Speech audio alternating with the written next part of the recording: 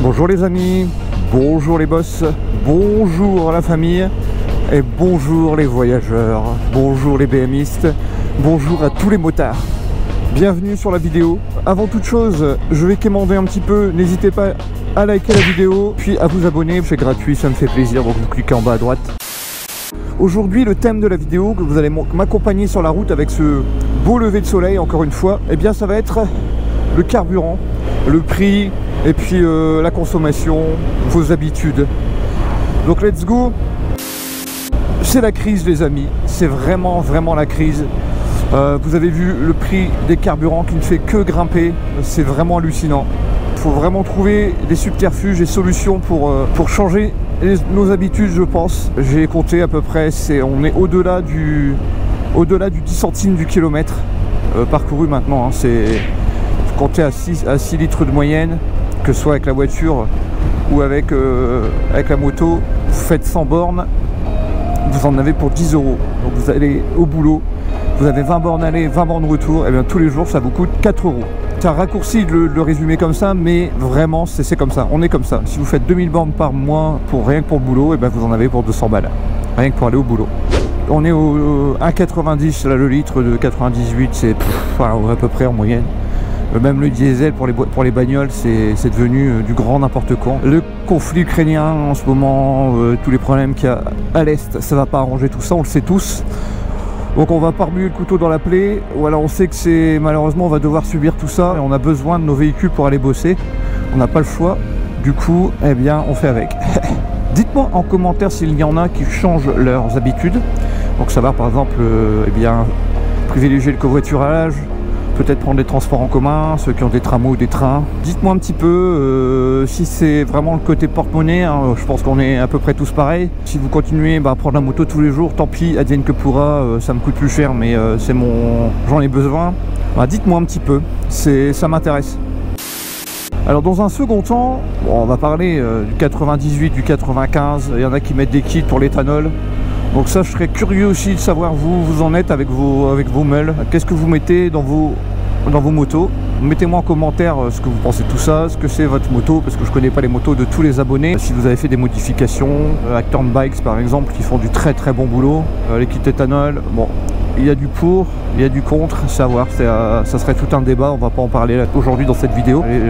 Les ingénieurs ont bien réfléchi au produit, je pense que ça peut être sympa. Maintenant, à voir le retour sur investissement, en combien de temps il se fait exactement. Si vous êtes un petit rouleur du dimanche, je crois que ça sert à rien du tout, on est d'accord. Si vous enquillez les bornes, bon, bien c'est à voir, en fonction des pompes aussi, si vous en avez à côté de chez vous, et tout ça. Oui, alors à ce propos du kit éthanol, j'en ai profité pour faire un petit calcul de rentabilité. Alors je vous en fais part. Alors on va partir sur un kit éthanol, par exemple le e-flex de chez Turnbike. Alors le e-flex de chez Turnbike oscille en fonction des réductions entre 529 et 579. Allez.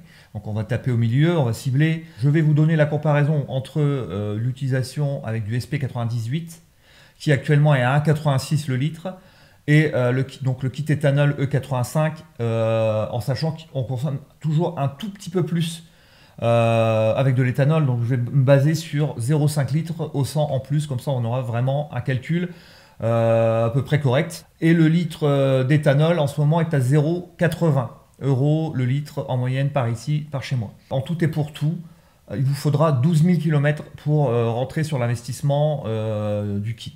Donc pour certains, ça correspondra même pas une année. Pour d'autres peut-être 2 ans, mais finalement, vous voyez, au bout de 12 000 km, vous pourrez dire que vous rentrez dans votre argent. En sachant que chaque 100 km vous coûtera à peine 5 € en éthanol, alors qu'il vous coûtera un peu plus du double actuellement en essence.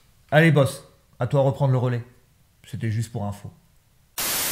Aujourd'hui, les amis, il est SP98 Excellium, ouais, c'est le Excellium, hein, il est à 1,94.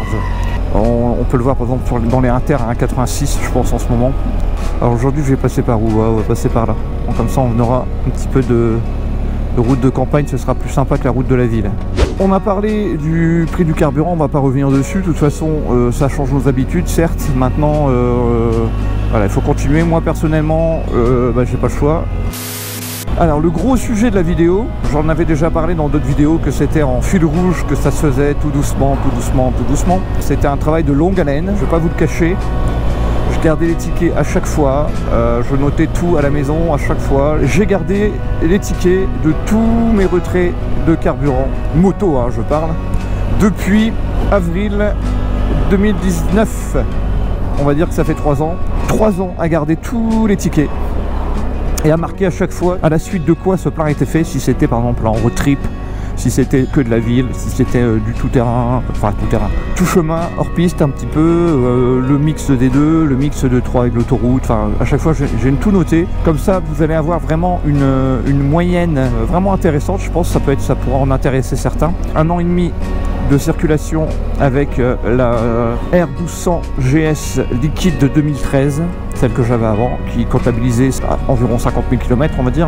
Donc là actuellement j'en suis à 162 km.5 et on peut voir que j'ai combien de barres en moins. Alors il y a 8 barres, hein, 8 barres qui ici là, et j'en suis à 6 barres. Pour l'instant nous sommes à 218 km et j'en suis bizarrement à, on va dire, la moitié.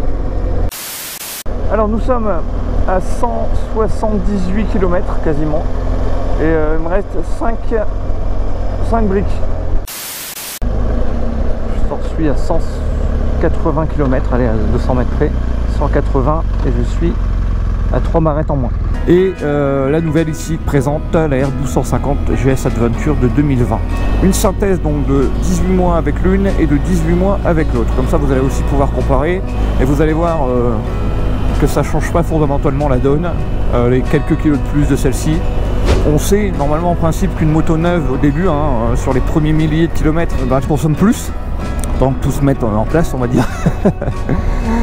C'est comme les ados vous savez, qui mangent comme 5 parce qu'il faut que tout se mette en place. Et bien c'est pareil pour la Titine ici présente. Mais c'est pas grave, ça fait une moyenne, comme ça vous savez un petit peu ce que ça donne. Cette étude, bon le mot est un peu gros, a été faite sur 1 an et demi, donc 18 mois pendant lesquels, alors n'oublions pas qu'il y a eu le Covid où j'ai circulé beaucoup moins, d'accord. Ça va vous paraître peut-être faible comme circulation, mais de toute façon je suis pas quelqu'un qui roule non plus 20 000 par an, on est d'accord. La 1200 en 1 an et demi, j'avais fait, si ma mémoire est bonne, 11 000 km.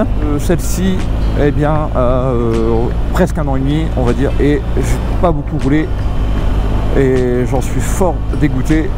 Elle a 9 500 km. Ouais, c'est pas beaucoup, je le sais.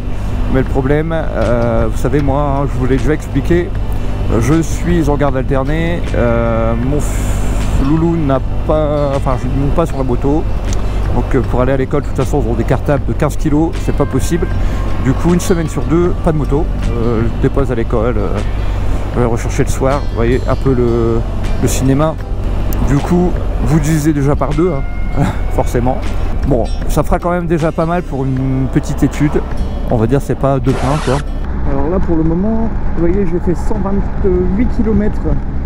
L'ordinateur de bord m'indique 6,2 litres de moyenne. L'ordinateur de bord me donne un range, donc un restant à faire avant pompe, hein, de 99 km. Il me reste 2 barrettes et pour l'instant j'en suis à 394 km. 104 km fait depuis le dernier plein, 437 au niveau du range. Vous voyez, donc là on est sur du 540. Alors les poteaux, l'ordinateur de bord ici présent me donne comme information que là je viens de faire 147 km tout rond depuis le dernier plein et qu'il me reste 375 bornes d'autonomie. Alors là j'en suis à 145,3 km depuis le dernier plein et il me donne une autonomie de 378. Donc sur l'écoute ça fait plus de 520 bornes. J'ai remis à zéro, il me donne une autonomie de 523 km. Alors là je suis à 246,4 et me donne une autonomie de 354. Donc là si j'additionne les deux on est à 600 km. Alors je vais vous expliquer à la maison en face caméra avec mes notes en face de moi. La plus grosse autonomie que j'ai eue sur un plein avec l'une et avec l'autre est la plus petite. Je vous expliquerai pourquoi.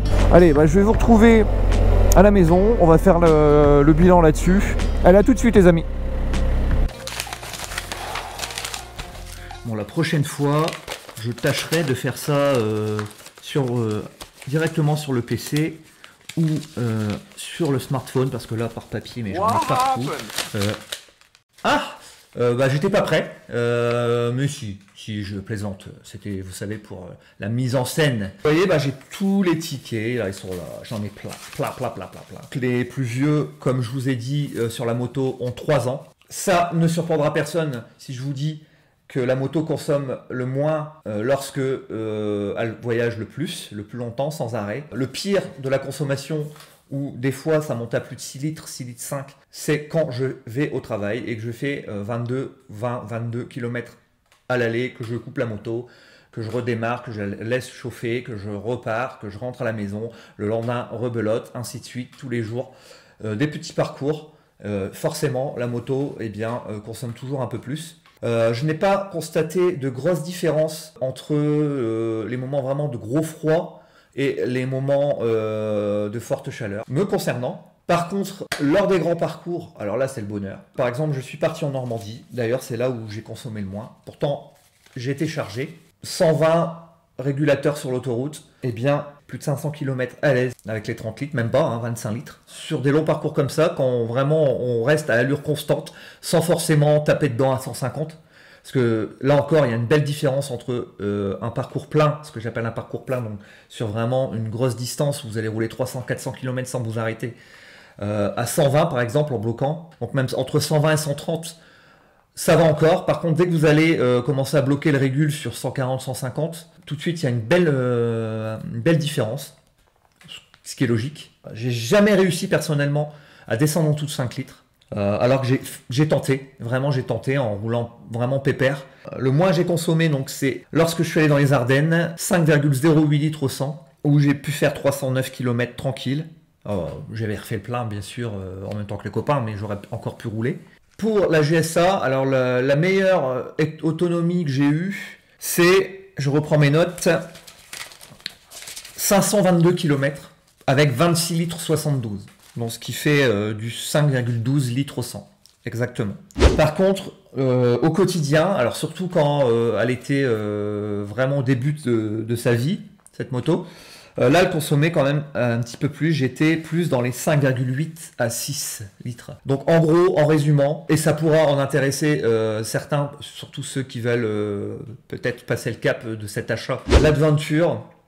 Je répète, 264 kg, 270 kg, allez, on va arrondir. On est sur une longue distance, vous pourrez passer les 500 km. Vous serez peu ou prou entre 5,2 et 5,5 en fonction de votre consommation. Et puis pour la GS normale, vous pourrez aller taper, on va dire, entre 330 et 360 km sans trop, on va dire, arriver dans la réserve, à allure toujours normale. Maintenant, forcément, si vous tapez dedans, si vous arsouillez, forcément que vous atteindrez une plus petite autonomie. Je suis rarement descendu en dessous des 300 km avec la GS normale et je suis rarement descendu en dessous des 420-430 km d'autonomie avec la GS Adventure. Une fois avec de l'essence Intermarché, j'ai fait le test de rester en mode dynamique, de mettre un petit peu les poignées chauffantes, même si la température n'était pas exécrable à l'extérieur. J'ai vraiment fait tout pour essayer de consommer un peu plus, vraiment de taper dans d'arsouiller en respectant quand même plus ou moins les vitesses, bon, plus ou moins. Et bien écoutez, je suis descendu uniquement à 409 km avec un plein. J'étais à 6,21 litres au 100, en vraiment en tapant dedans. Alors, je sais que c'est pas fou comme étude. Bah, ça m'a plu de le faire. Après, vous voyez, j'ai alterné Intermarché, Total. Lorsque je suis allé en Belgique, j'ai mis dans des stations Q8. J'ai aussi mis chez Carrefour. J'ai vraiment alterné hein, et j'ai pas trouvé de différence entre chaque pompe. Ça se joue, allez, entre 0,1 et 0,2 litres de différence. Mais est-ce que à ce moment-là, on a piloté de la même façon? C'est vraiment compliqué de savoir si c'est dû à la qualité de l'essence ou pas. Pour conclure, je pense que pour un 1250, lorsqu'on reste dans des consommations si basses, entre 5,2 et 5,5 quand même pour une grosse mémère, je trouve que c'est correct, vraiment correct. Donc encore une fois, n'hésitez pas à mettre en commentaire là en dessous ce que vous pensez de cette étude, un peu de cette vidéo. Moi je vais redonner la parole à mon moi sur la moto, à mon moi motard. Restez pour la conclusion, et puis surtout le pouce bleu. Et puis là en dessous, n'oubliez pas le petit abonnement pour celles et ceux pour qui ce ne serait pas encore fait. Je compte sur vous. Et voilà les amis, la petite synthèse. Eh bien, écoutez, je suis vraiment heureux de pouvoir enfin vous communiquer tous ces chiffres. Il fallait y penser à chaque fois. J'ai vraiment été rigoureux à chaque fois. Je prenais une photo avec mon smartphone de mon compteur et de l'indicateur sur la pompe. Comme ça, en rentrant, eh bien, je n'avais plus qu'à le noter sur ma feuille idoine.